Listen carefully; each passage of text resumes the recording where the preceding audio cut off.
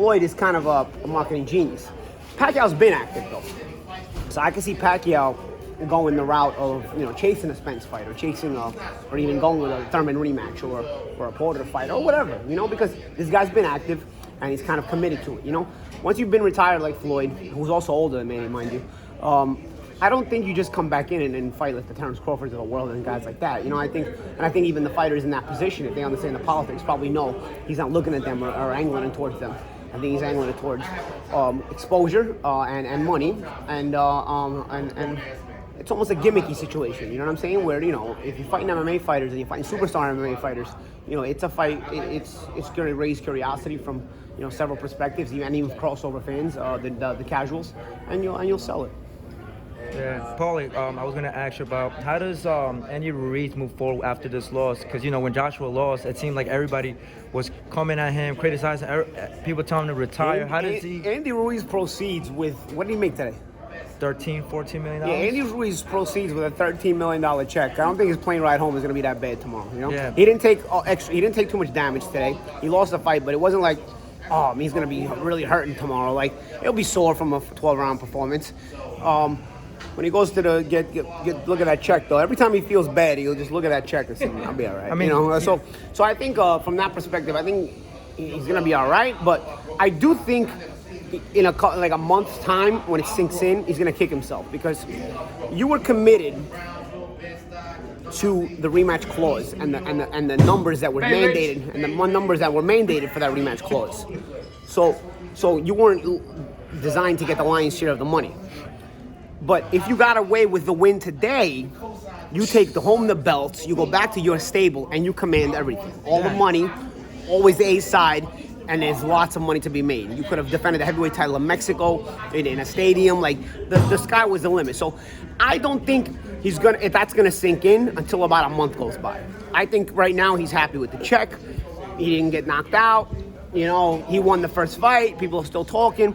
But in about a month, he's gonna realize not what he has, because what he has, he's already going to have committed to that. What he has, the check and everything, the money's going to be in the bank. He's going to have made his moves. But he's going to be thinking about, man, if I would have won that fight, wow, how many opportunities would be knocking down my door right now, So I think you got to ask him in about a month. Talking about opportunities, my only thing was if he would have won this fight, him and Wilder, PBC, same banner, the road to undisputed would have been so much easier than now with Joshua winning, 100%. mandatories. Like me, I'm one for all action.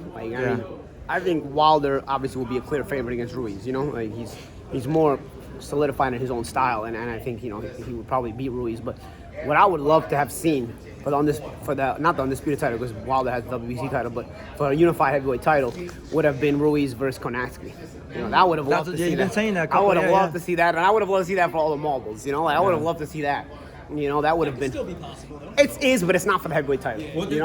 I think it's gonna be possible, and I think you can make it, and it's gonna be an awesome fight. But man, would have been something for the heavyweight title, because also you look at it from a marketing perspective. Two fat guys fighting for the heavyweight championship of the world. Everybody would watch, even casuals would be like, "What's going on in boxing? How are two fat guys fighting for the heavyweight title?" Not knowing that they're actually really good fighters, So, but the curiosity from those people, like my father lives in Italy. He is an ex-soccer player and knows nothing about boxing.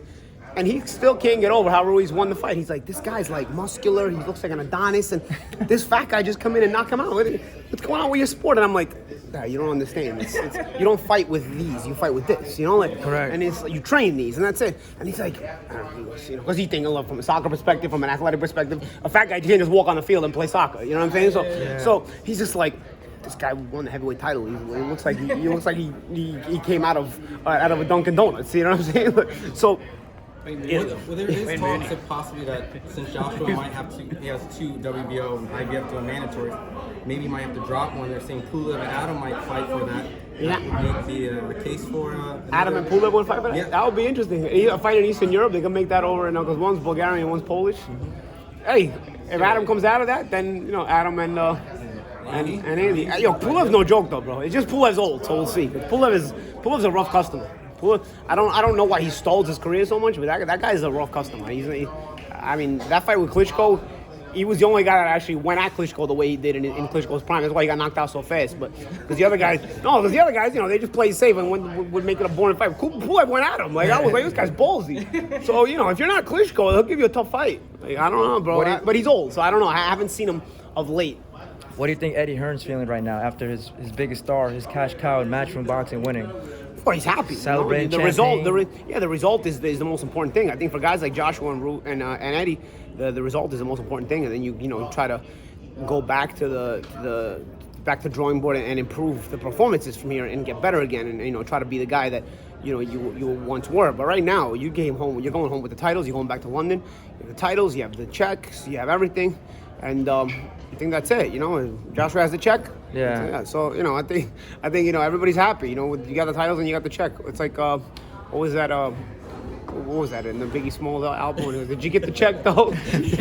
Right? Josh was asking one of his guys if they got the check. As long as the check's in his hand, he's good. He's good. He's on a flight to London. He's good. In terms of his persona, because it seems like from the first fight to this fight, it seems like he showed a little bit more of himself, like, not caring about what people says. He even said after I win this fight, fuck the haters, yada, yada, yada. Like, do you like this? Do you embrace this side of Joshua? I just think that he was exposed to the side of the world that is not all love. I think up until this point, it was almost a fake world that he was a part of, that it was so much love, and he thought like it was maybe I don't think he was ever a dumb guy. I don't think he ever thought it was genuine.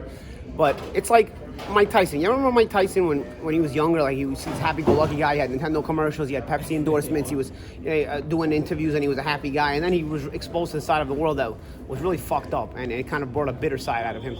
I think this loss probably exposed Joshua to a bitter side that maybe he knew was always there, but he was never exposed to it. And once you're exposed to it, it's gonna, it's gonna a negative side, and it's gonna leave you a bit bitter. So I don't mind him reacting to it. I think he's human. You think Joshua ever come back to avenge his MSG loss, maybe fight there again with another opponent? Maybe. That's up to him, man. Anything's possible. And I guess wherever you make most money, right? You go with the money. Pacquiao and Danny Garcia. I think it's an interesting fight. You got the speed of Pacquiao and the timing, punching of Garcia. Garcia is a crazy timing puncher. And Pacquiao tends to commit and sometimes overcommit. So it's. But then again, if you don't catch Pacquiao with his overcommitment, he's burying you in activity. And power. So it's a interesting, very interesting clash of styles. How about Mikey Garcia? There's like a short list of 3 people. Mikey is a more of a chess match, but well, obviously he has enough power to get respect as well. Different kind of fight, but I don't doubt that it could be a tactical speed fight as well. Mikey's not as fast as Pacquiao, but he's much more fundamentally sound, which means he can time him and as well as put the proper punches in the midst of those exchanges. Then again, Pacquiao having that southpaw stance, Marquez was also fundamentally sound, and he was still able to catch Marquez as well. So the fights will be interesting for sure. Do you think we'll see Spence in 2020? Hey, why not?